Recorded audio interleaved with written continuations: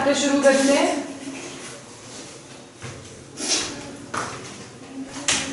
Chemical bonding and molecular structure. Last chapter में हमने periodicity पढ़ी, एलिमेंट्स के बारे में पढ़ा। सो अप्रॉक्सीमेटली हमने देखा कि कितने एलिमेंट्स अभी तक डिस्कवर हो चुके हैं। 114 elements have been discovered as of now, right? अब इन 114 elements में से सारे के सारे जितने भी elements present हैं, they mostly occur in the combined state, ठीक है? Only जो noble gases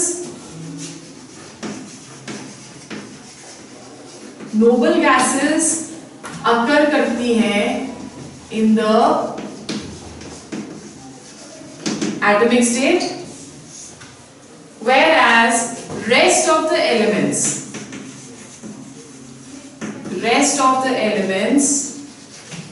they exist in the molecular or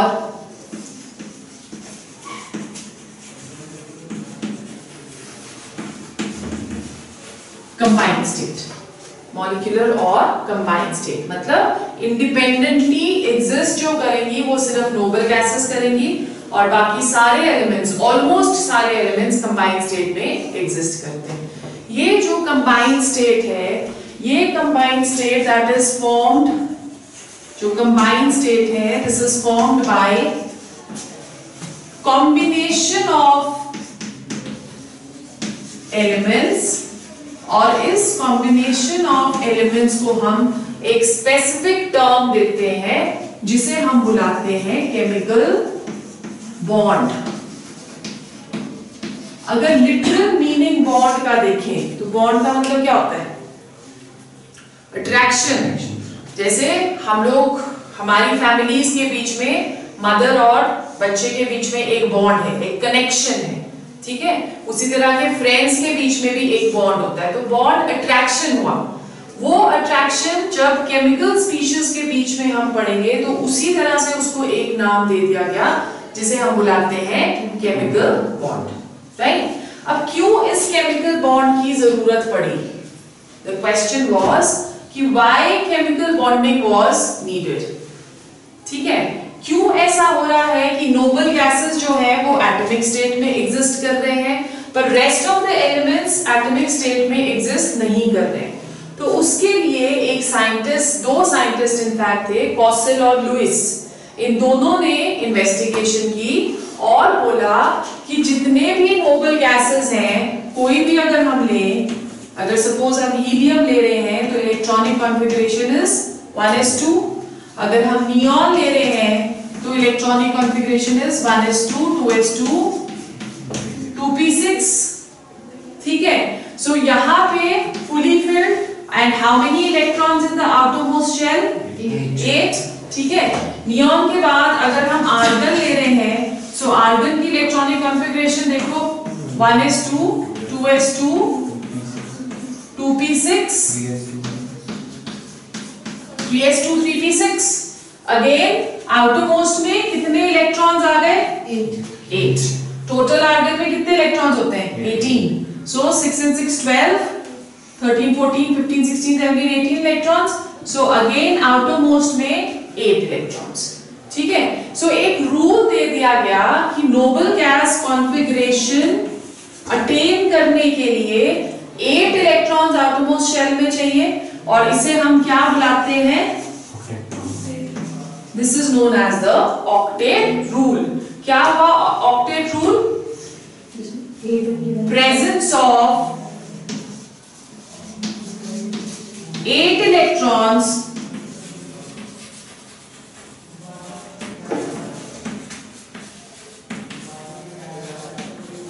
in the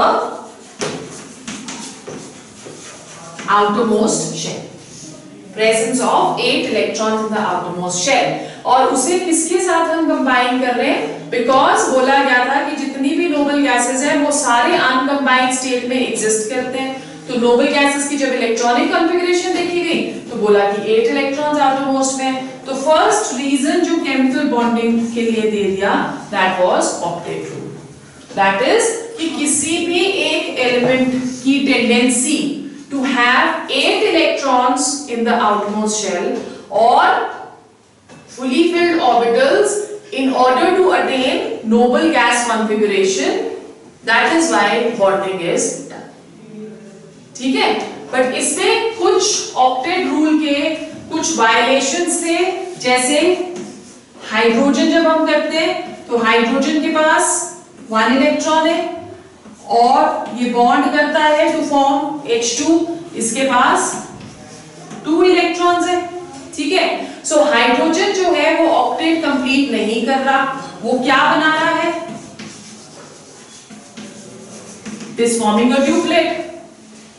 अगर वो ड्यूप्लेट बना रहा है, स्टिल एग्जिस्टेंस ऑफ हाइड्रोजन जो है वो H2 के फॉर्म में हो रही है।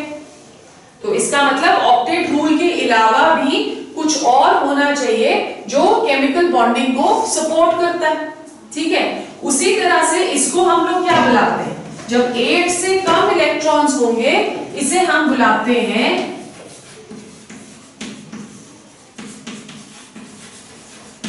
Deficient octet. This is known as deficient octet. ठीक है, उसी तरह से कुछ ऐसे एलिमेंट्स या कुछ ऐसे कंपाउंड्स भी हैं जिसके पास मोर देन 8 इलेक्ट्रॉन्स हैं, जैसे फॉर एग्जांपल SF6। ठीक है, SF6 के पास 12 इलेक्ट्रॉन्स हैं आउटरमोस्ट शेल में। तो अब 12 इलेक्ट्रॉन्स हैं तो ये तो ऑक्टेट रूल को फॉलो नहीं कर रहा, इसे हम क्या बुलाते हैं? Excess octet. अगर 8 से कम है तो डेफिशिएंट ऑक्टेट और अगर 8 से ज्यादा है तो एक्सेस ऑक्टेट। ठीक है, सो ना तो ये ऑक्टेट रूल फॉलो करता है ना ये ऑक्टेट रूल फॉलो करता है, पर फिर भी हाइड्रोजन H2 की तरह एग्जिस्ट कर रहा है और सल्फर और फ्लोरीन का कंपाउंड SF6 की तरह एग्जिस्ट कर रहा है। तो ये जो रीजन ऑक्टेट का दिया गया, this was not a sufficient reason ये बताने के लिए कि केमिकल बॉन्ड क्यों एग्जिस्ट कर रहा है। सो एक और रीजन, उसके बाद देखा जाए कि इसके अलावा क्या और रीजन हम दे सकते हैं। तो ये बोला गया कि जब भी दो एटम्स एक दूसरे के पास आते हैं तो इस एटम के पास भी इलेक्ट्रॉन्स है आउटरमोस्ट शेल में, इस वाले एटम के पास भी इलेक्ट्रॉन्स है आउटरमोस्ट शेल में। जब ये दोनों पास आएंगे तो नेगेटिव और नेगेटिव चार्जेस रिपेल करेंगे। ठीक है, तो जब जितने पास आते रहेंगे उतनी रिपल्शन एनर्जी बढ़ती रहेगी, राइट। सो ये जो रिपल्शन एनर्जी निकल रही है इसमें से, तो वो क्या करती है? सिस्टम की एनर्जी को कम कर देती है, राइट। और कोई भी एक सिस्टम अगर एनर्जी लूज करता है तो वो स्टेबिलिटी की तरफ हो जाता है। जैसे अगर हम एक माउंटेन के ऊपर खड़े हैं और वहां से हम एक बॉल रोल कर दें, या चलो सीढ़ियों में खड़े हैं ऊपर, हम एक बॉल रोल कर देते हैं, तो उसको हम जरा सा किक करेंगे तो क्या होगा? बॉल नीचे जाके रुकेगा। तो मतलब कि वो हायर एनर्जी पे था, पोटेंशियल एनर्जी जो है वो हाईएस्ट होती है। ठीक है, उसके बाद जब वो रिड़ने लगेगा तो क्या होगा? काइनेटिक एनर्जी मैक्सिमम हो गई और फिर वो जमीन पे आके स्टेबल आता है। तो मतलब पोटेंशियल एनर्जी कम होती रहेगी तो बॉन्ड जो है या कंपाउंड जो है वो स्टेबल हो जाएगा। सो एक जो दिया गया एक इंपॉर्टेंट कॉन्सेप्ट दैट वाज कि bond formation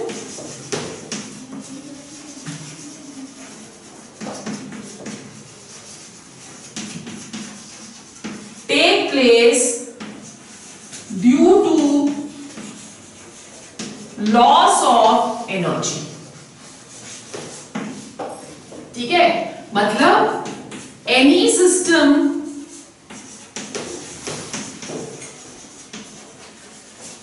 which loses energy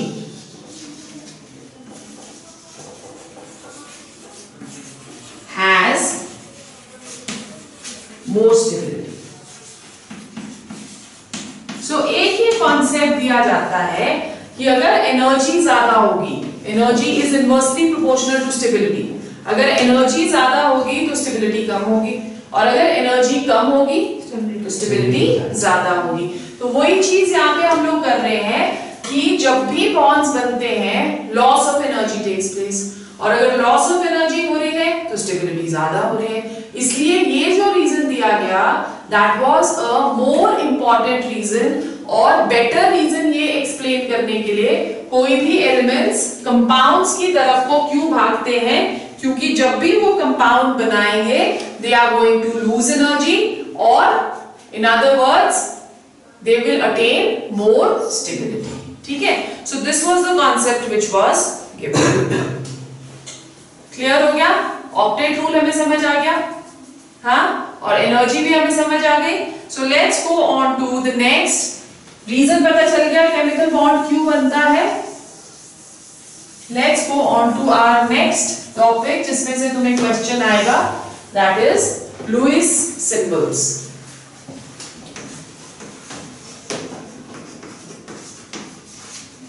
as we just said कि दो साइंटिस्ट थे जिन्होंने हमें बताया फर्स्ट टाइम कि केमिकल बॉन्ड क्यों बनता है। वन वाज कॉसल और the other one was Lewis, right. So Lewis ने एक और चीज बोला कि जो इनर इलेक्ट्रॉन्स होते हैं,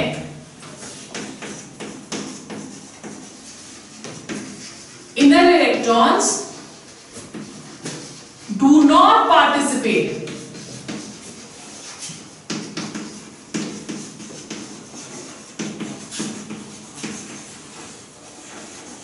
in bonding. Inner electrons are not going to be participate. They are not going to participate in bonding. क्यों? क्योंकि outer electrons उनको secure करके रखते हैं किसी भी एक इंटरैक्शन की तरफ। जैसे अगर हम लोग लिथियम ले रहे हैं, लिथियम की इलेक्ट्रॉनिक कॉन्फ़िगरेशन क्या होती है? 1s2 2s1। सो इसमें ये जो 1s2 जो 2 इलेक्ट्रॉन्स वन शेल में है, वन सब शेल में है, सॉरी फर्स्ट ऑर्बिट में है, वो पार्टिसिपेट नहीं करेंगे। सिर्फ बॉन्डिंग में कौन सा पार्टिसिपेट करेगा? आउटर वाला। ठीक है, तो इसको और इजी करने के लिए लुईस ने आउटर मोस्ट वैलेंस इलेक्ट्रॉन्स के लिए सिंबल्स दे दिए जिन्हें हम क्या बुलाते हैं? Lewis symbols. जैसे लुईस को हम रिप्रेजेंट कर सकते हैं as one electron in the outermost shell. ठीक है, उसी तरह से सोडियम पे चलते हैं, लिथियम को हम रिप्रेजेंट कर रहे हैं विद वन इलेक्ट्रॉन। क्यों? क्योंकि हम सिर्फ आउटरमोस्ट इलेक्ट्रॉन को कंसीडर करते हैं, इनर इलेक्ट्रॉन्स को हम कंसीडर नहीं करते। हम बैलेंस इलेक्ट्रॉन्स जो है, लुईस ने बोला कि जो बैलेंस इलेक्ट्रॉन्स है उसको हम लुईस सिंबल से रिप्रेजेंट कर सकते हैं। ठीक है, फिर सोडियम की इलेक्ट्रॉनिक कॉन्फ़िगरेशन क्या है? 1s2 2s2 2p6 3s1। Again balance electron में बैलेंस शेल में कितने इलेक्ट्रॉन्स हैं? 1। सो सोडियम को भी हम कैसे रिप्रेजेंट कर सकते हैं? 1। ठीक है, तो उसने क्लासिफाई कर दिए डिपेंडिंग अपॉन कि आउटर मोस्ट में कितने इलेक्ट्रॉन्स हैं। उसने बोला कि अगर आउटर मोस्ट में एक इलेक्ट्रॉन है तो इसे हम क्या बुलाते हैं? They are known as monovalent atoms या elements. Mono means one and valent means valency. Monovalent atoms. तो लुईस सिंबल क्या इंडिकेट कर रहा है? Valency of any element. ठीक है, एक तो ये वैलेंसी इंडिकेट कर रहा है फर्स्ट, और सेकंड ये हमें एक इजी मैनर में बताता है कि वैलेंस इलेक्ट्रॉन्स एक एलिमेंट में कितने हैं। It gives us the number of valence electrons. Valence electrons को हम डॉट के साथ भी रिप्रेजेंट कर सकते हैं, वैलेंस इलेक्ट्रॉन्स को हम क्रॉस के साथ भी रिप्रेजेंट कर सकते हैं। ठीक है, अब let's go to next one. Beryllium आ गया, राइट। बेरिलियम की electronic configuration 1s2 2s2। Valence electrons कितने हैं? 2। सो बेरिलियम को हम कैसे रिप्रेजेंट करेंगे? With 2 electrons. उसी तरह से magnesium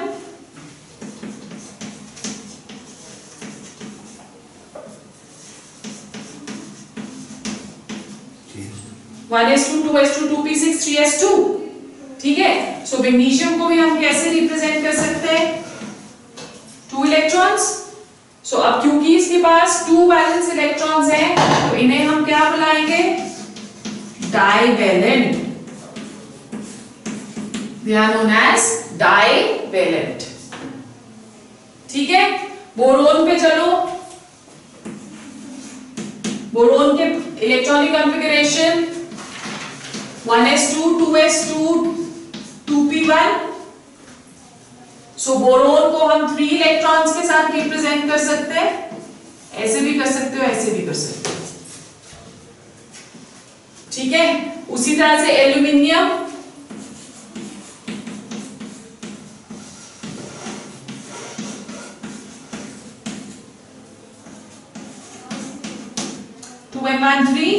valence electrons. So aluminium को भी हम ऐसे रिप्रेजेंट करेंगे। अब कितने वैलेंस इलेक्ट्रॉन्स हैं इसके पास, 3। सो इसलिए they are known as what, trivalent.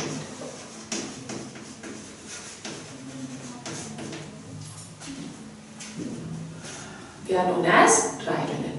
तो कार्बन क्या हो जाएगा, टेट्रावेलेंट। कार्बन के पास 4 इलेक्ट्रॉन्स हैं, कार्बन को हम रिप्रेजेंट कर सकते हैं एज, ठीक है। So carbon is going to B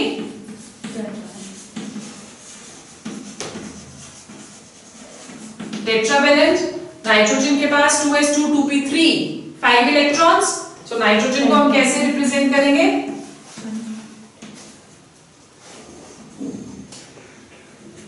pentavalent. 1 2 3 4 5 electrons, 1 2 3 4 and 5 electrons. So ये कितने हो गए, ये हो गया पेंटावेलेंट। और ऑक्सीजन के पास 6 इलेक्ट्रॉन्स, हेक्सावेलेंट। ठीक है, और फ्लोरीन के पास 7 इलेक्ट्रॉन्स, 7। ठीक है, वैलेंसीज की जो बेसिकली हम लोग कंसिडर करते हैं, जैसे आप सल्फर ले रहे हो, ऑक्सीजन के बाद सल्फर ले रहे हो, तो सल्फर भी ऑक्सीजन फैमिली को ही बिलोंग करता है। तो सल्फर के पास भी कितने इलेक्ट्रॉन्स होने चाहिए आउटरमोस्ट में, 6। सो इस तरह से हमें ग्रुप के बारे में भी पता चल जाता है कि जिसके पास सेम नंबर ऑफ इलेक्ट्रॉन्स हैं, they belong to the same group. जैसे लिथियम और सोडियम के पास 1 इलेक्ट्रॉन है तो it belongs to the first group. ठीक है, उसके बाद बेरिलियम और मैग्नीशियम के पास 2 इलेक्ट्रॉन्स हैं, it belongs to the second group, right. फिर इसके पास 2 and 1 3 इलेक्ट्रॉन्स हैं, तो ये 13th ग्रुप को क्या हमने किया था, जब हमने ग्रुप किए थे लास्ट वाले में, 10+ वैलेंस इलेक्ट्रॉन्स फॉर p, है ना। सो ये 13th group 14th group, and hence we get an idea by the Lewis structures की ग्रुप जो है वो क्या है, राइट। आगे हम लोग मॉलिक्यूल्स का भी करेंगे, बट अभी सिर्फ हम एटम्स का ही कर रहे हैं। ओके, क्लियर हो गया। So we understood the octet rule, we understood की एनर्जी लोअरिंग क्या होती है, ठीक है, एंड वी आल्सो अंडरस्टूड कि लुईस डॉट स्ट्रक्चर्स को हमने किस तरह से रिप्रेजेंट करना है।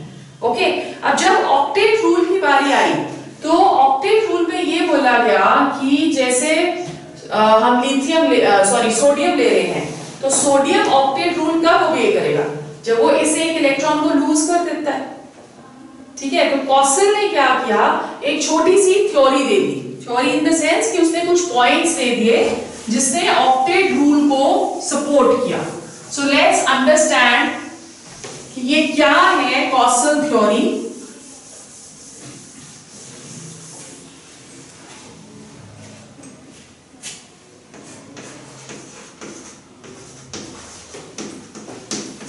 कुछ पॉइंट्स इसने दिए। फर्स्ट पॉइंट क्या था, हाईली इलेक्ट्रोनेगेटिव हेलोजेंस कहां पे होते हैं ये पीरियोडिक टेबल में,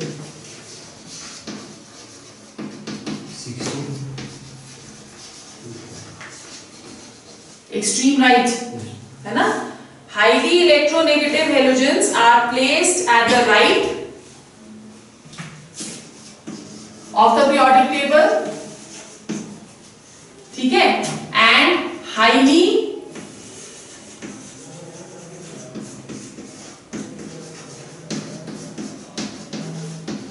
electropositive particles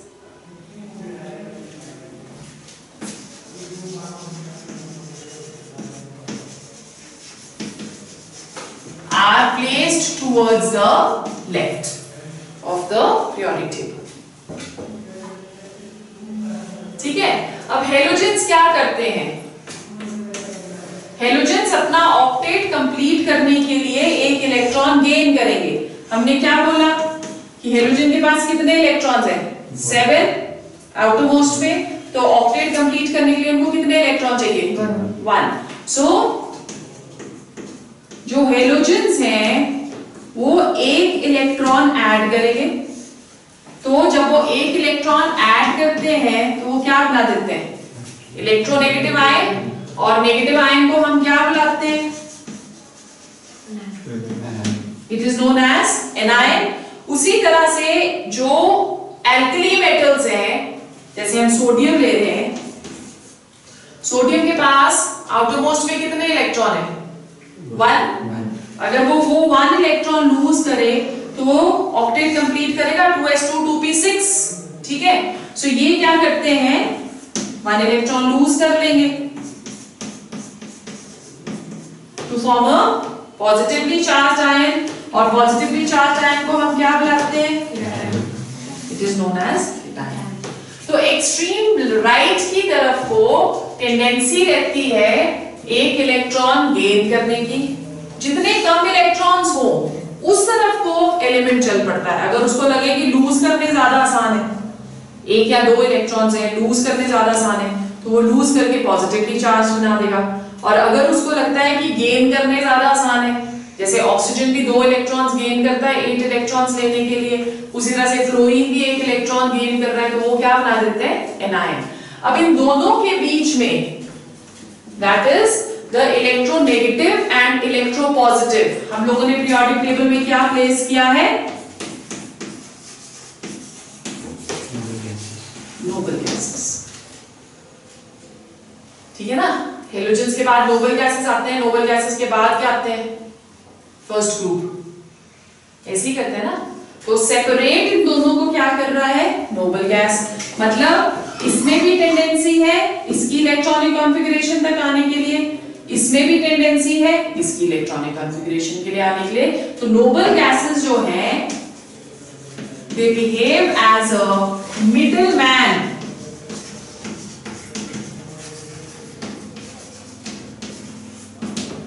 for stability.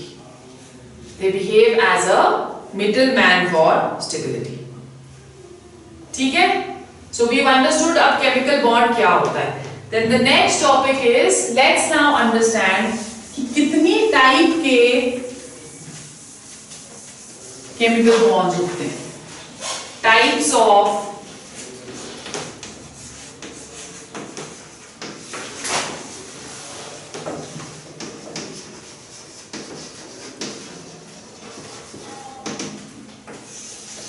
chemical bonds. The first type of chemical bond which we are going to study today, उसे हम बुलाते हैं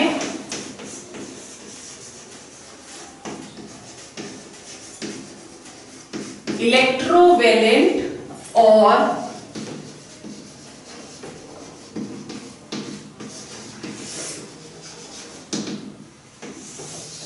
आयनिक बॉन्ड। इलेक्ट्रोवेलेंट और आयनिक बॉन्ड, राइट? इलेक्ट्रोवेलेंट और आयनिक बॉन्ड क्या हुआ? It is the bond which is formed by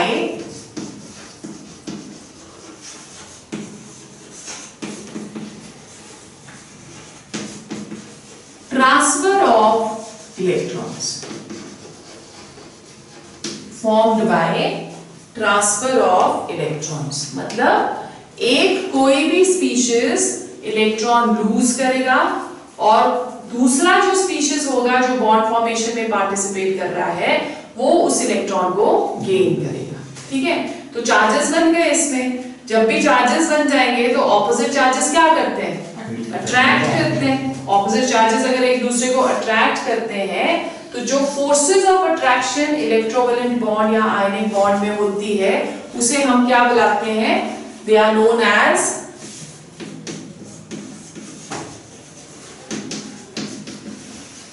electrostatic forces of attraction. So ionic bond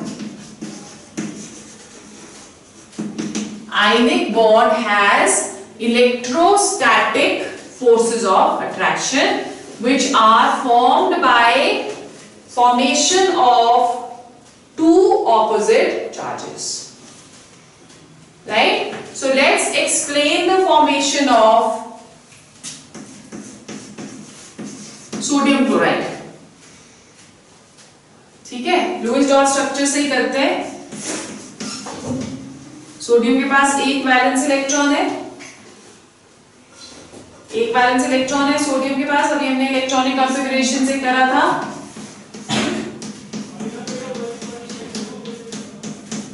chlorine के पास 7 valence electrons है. ठीक है, सोडियम में टेंडेंसी रहेगी इस एक इलेक्ट्रॉन को लूज करने की, और क्लोरीन में टेंडेंसी रहेगी उसको गेन करने की, क्योंकि सोडियम अगर इलेक्ट्रॉन लूज करता है तो वो अपना ऑक्टेट कंप्लीट कर रहा है, और क्लोरीन अगर वो इलेक्ट्रॉन गेन करता है तो वो अपना ऑक्टेट कंप्लीट कर रहा है. तो सोडियम बोलता है तू ले ले, मेरा भी फायदा हो रहा है, तेरा भी फायदा हो रहा है. ठीक है, सो सोडियम ने अपना इलेक्ट्रॉन उसको दे दिया. सोडियम लूज कर रहा है, सोडियम इलेक्ट्रॉन लूज कर रहा है तो उसके ऊपर पॉजिटिव चार्ज आ जाएगा, है ना. और क्लोरीन इलेक्ट्रॉन गेन कर रहा है तो उसके ऊपर नेगेटिव चार्ज आ जाएगा. क्लियर हो गया. सो इस तरह से एक आयनिक बॉन्ड की फॉर्मेशन होती है. उसी तरह से लेट्स टेक अनदर एग्जांपल. हम एग्जांपल लेते हैं मैग्नीशियम क्लोराइड. मैग्नीशियम के पास कितने इलेक्ट्रॉन्स हैं? 2 आउटरमोस्ट में. क्लोरीन के पास 7. तो अब इसको 2 इलेक्ट्रॉन्स देने हैं, तो क्लोरीन कहता है मुझे एक ही की जरूरत है. तो क्या दूसरा क्लोरीन भी आ जाएगा कि चल एक उसको दे दे, एक मुझे दे दे. सो यहाँ पे 2 क्लोरीन एक मैग्नीशियम के साथ बॉन्ड करेंगे. ठीक है,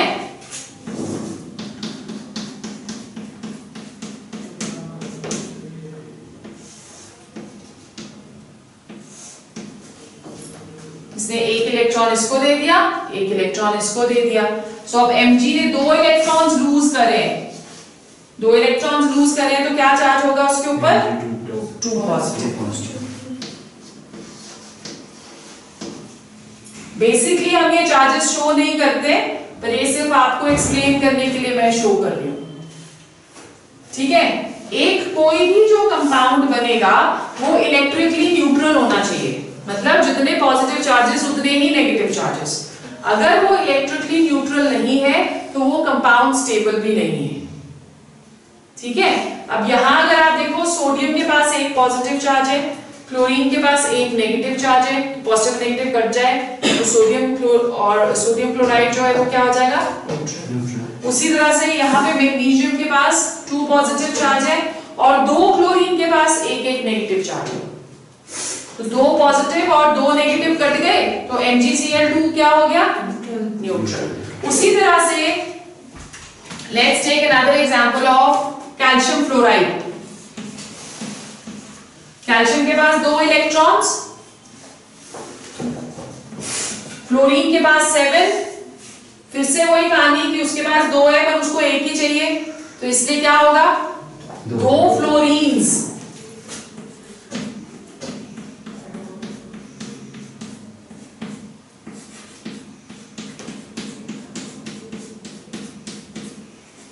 सेवन आ गए इन दोनों के पास.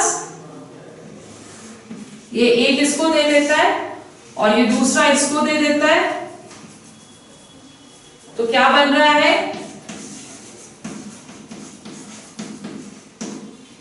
Ca2 positive, F2 negative. Right. अब जब आप इसको देखते हो, आयनिक बॉन्ड को देखते हो, तो 2 तरह के आयन्स बन रहे हैं. One is the cation, one is an ion. Cation बनाने के लिए हमें कौन सी एनर्जी चाहिए होती है?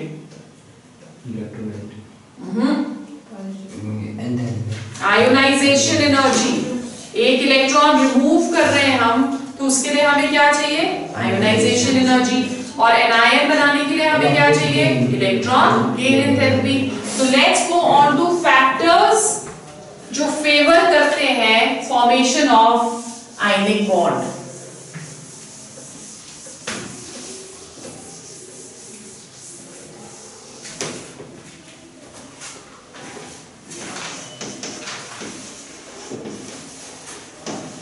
Factors favoring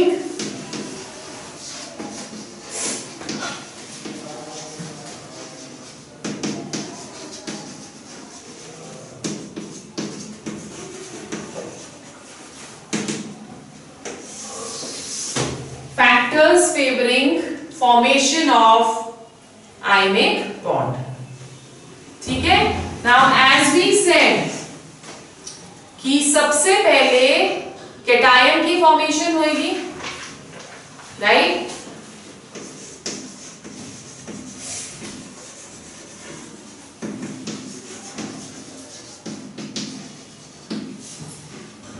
formation of cation के लिए हमें कौन सी एनर्जी चाहिए?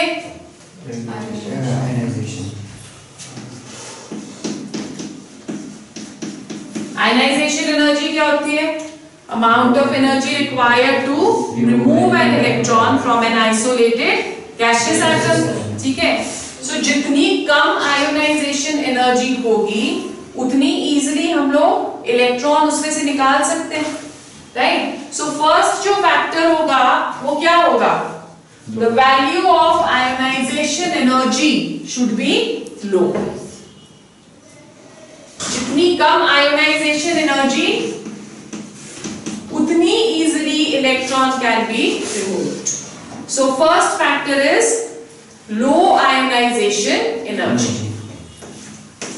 Second, formation of an ion will take place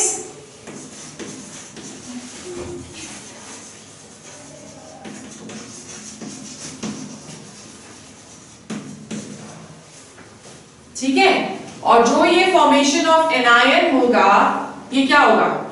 इसके लिए कौन सी एनर्जी हमको चाहिए? Electron gain enthalpy. और क्या होती है electron gain enthalpy? Amount of energy released. अब इसमें एनर्जी निकलेगी, amount of energy released to form an anion. ठीक है, सो हमने पढ़ा था कि जो इलेक्ट्रॉन गेन एंथैल्पी है वो नेगेटिव में होती है, और जितनी ज्यादा नेगेटिव वैल्यू उतनी इजीली हम इलेक्ट्रॉन उसके अंदर ऐड कर सकते हैं। ठीक है, सो हम क्या बोल रहे हैं? फॉर्मेशन ऑफ एन आयन के लिए हमें चाहिए इलेक्ट्रॉन गेन एंथैल्पी, और इलेक्ट्रॉन गेन एंथैल्पी की वैल्यू क्या होनी चाहिए? हायर।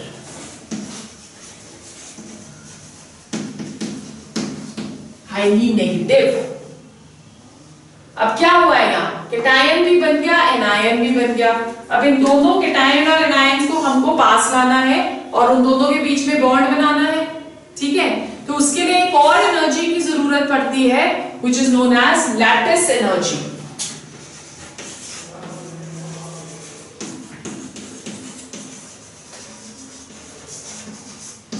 क्या होती है लैटिस एनर्जी? लिखो, it is the amount of energy released when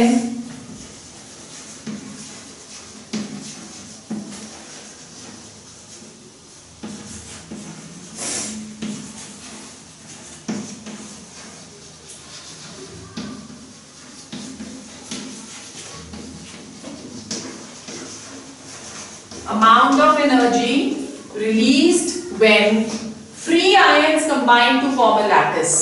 lattice क्या होता है? Lattice is a crystal.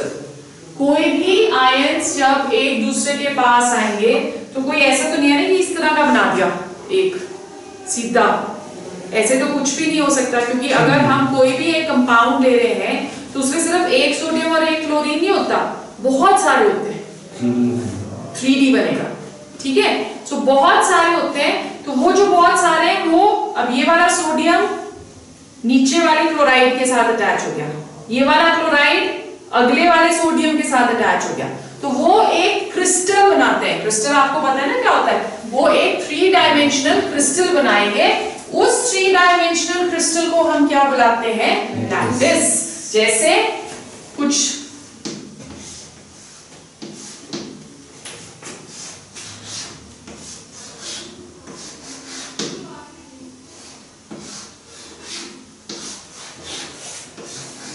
इस तरह का स्ट्रक्चर बनता है।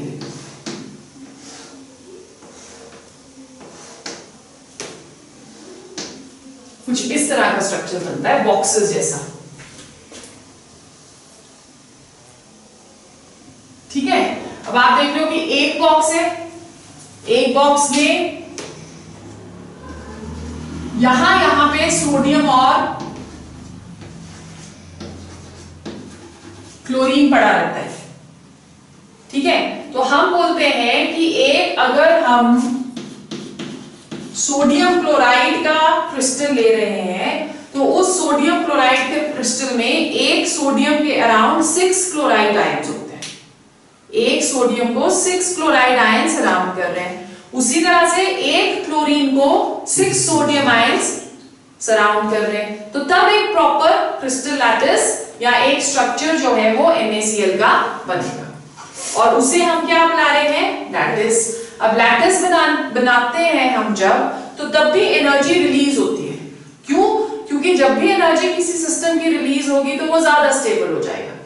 ठीक है, सो ये भी एनर्जी रिलीज हो गई, तो इसका मतलब इसके लिए भी हमें क्या चाहिए?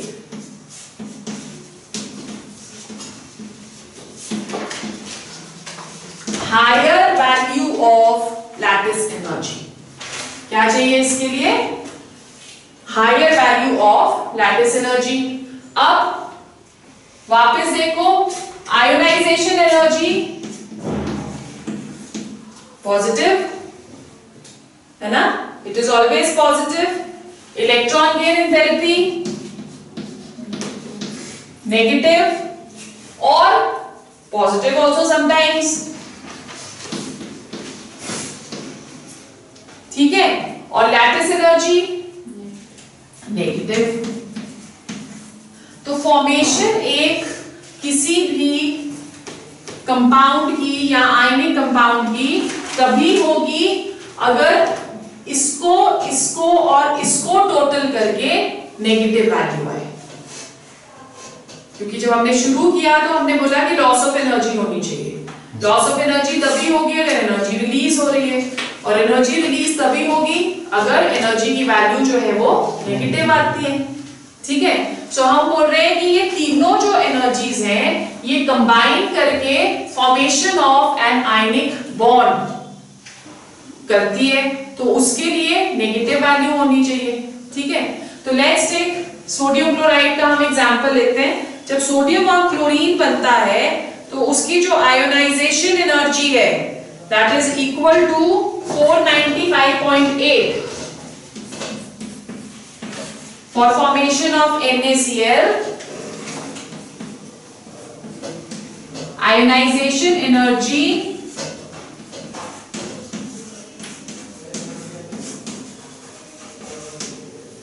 (495.8 kilojoules per mole). ठीक है, and electron gain enthalpy is equal to -348.7.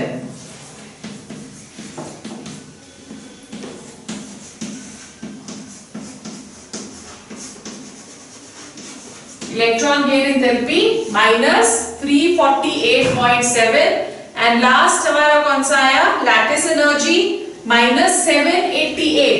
Lattice energy को हम U के साथ डिनोट करते हैं, दैट इज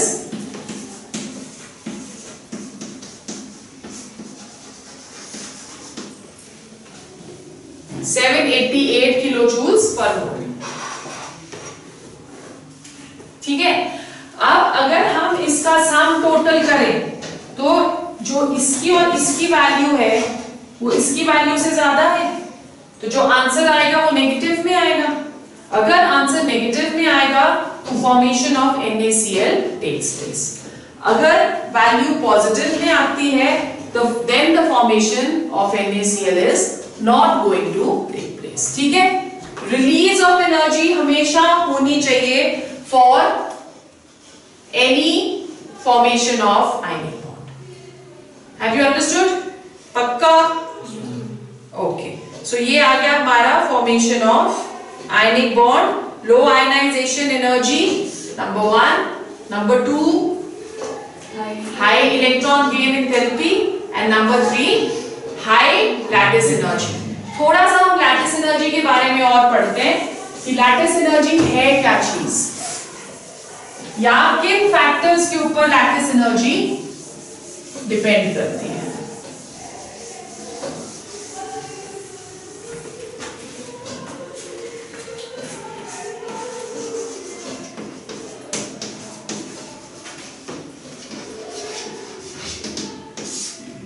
लैटिस एनर्जी अभी हमने डिफाइन करी. लैटिस एनर्जी क्या होती है? It is the amount of energy released when 1 mole of a crystal lattice is formed. ठीक है. या इसकी एक और डेफिनेशन भी हम दे सकते हैं. It is the amount of energy required to break 1 mole of a crystal lattice. तो अगर क्रिस्टल लैटिस बन रहा है तो लैटिस एनर्जी की वैल्यू क्या होगी? नेगेटिव. और अगर क्रिस्टल लैटिस टूट रहा है तो उसकी वैल्यू लैटिस एनर्जी की क्या होगी? पॉजिटिव. ठीक है. न्यूमेरिक वैल्यू दोनों की सेम होती है जब बन रहा है या टूट रहा है, सिर्फ साइंस जो है वो ऑपोजिट हो जाएंगे. एक बार फिर से, अगर formation of ionic bond is taking place तो लैटिस एनर्जी क्या होगी? नेगेटिव. और अगर ब्रेक कर रहे हैं हम उसी क्रिस्टल लैटिस को तो लैटिस एनर्जी क्या होगी? पॉजिटिव. ठीक है. समझ आ गया? अब लैटिस एनर्जी किन चीजों के ऊपर डिपेंड करती है? जो हमने बोला है उसको लिख लेते हैं.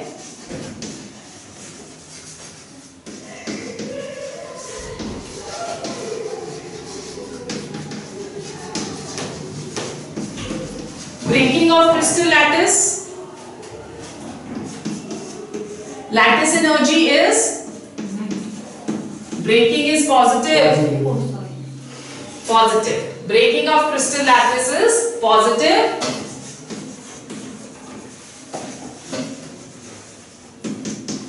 Formation of crystal lattice.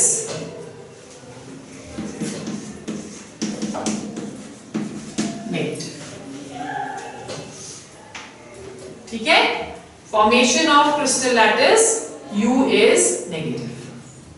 Clear हो गया? अब किन फैक्टर्स के ऊपर लैटिस एनर्जी डिपेंड करती है? फर्स्ट,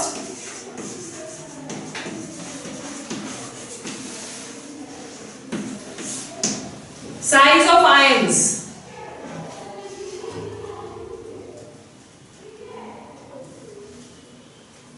ठीक है. अब क्या होता है इसमें साइज ऑफ आयंस में, अगर किसी भी आयन का साइज छोटा है, अगर ये सपोज आपका आयन का साइज ये छोटा साइज है, ठीक है. सो जो आउटरमोस्ट इलेक्ट्रॉन होगा वो ज्यादा अट्रैक्शन के साथ न्यूक्लियस, इंटरन्यूक्लियर डिस्टेंस कम हो गया ना, तो ज्यादा अट्रैक्शन के साथ न्यूक्लियस की तरफ को अट्रैक्ट होगा. अगर साइज बड़ा है तो इंटरन्यूक्लियर डिस्टेंस इतना हो गया आपका, तो अट्रैक्शन कम हो जाएगी. ठीक है. तो अगर अट्रैक्शन कम हो गई तो क्या होगा? जो बाहर वाला आयन आने की कोशिश कर रहा है इधर, वो उसको कम अट्रैक्ट करेगा, ये वाला उसको ज्यादा अट्रैक्ट करेगा. तो अगर साइज छोटा होता है तो लैटिस एनर्जी ज्यादा होती है. ठीक है. If the size is small the lattice energy is going to be more. इसलिए size of the ion is inversely proportional to lattice energy. ठीक है. We've understood this. Okay. Second, it will also depend upon charge on the ions.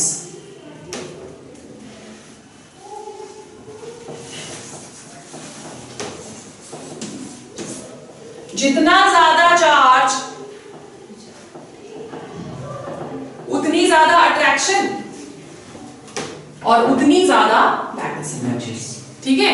जितना ज्यादा charge उतनी ज्यादा attraction और उतनी ज्यादा लैटिस एनर्जी. तो छोटे साइजेस ज्यादा लैटिस एनर्जी, ज्यादा चार्ज ज्यादा लैटिस एनर्जी. ठीक है. क्लियर हो गया यहां तक? तो आज हम यहीं तक करेंगे। Next topic we will start tomorrow.